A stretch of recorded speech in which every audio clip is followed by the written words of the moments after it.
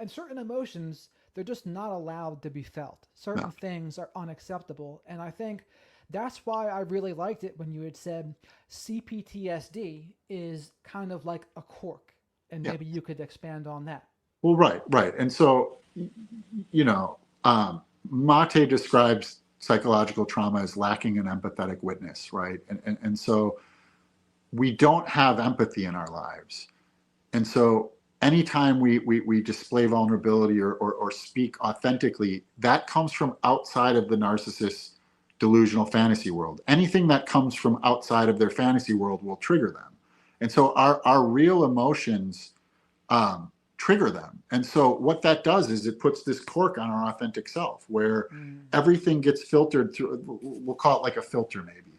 And it gets filtered through this unconscious question of, is it safe to be this? And nothing is safe. And so we become what they want us to be instead of what we are. And that cork, those trapped emotions, they don't evaporate, right? They just, it gets to a point where the cork pops and all of the emotions come out either, subconsciously or indirectly, or, directly. But it's, I mean, I was so angry.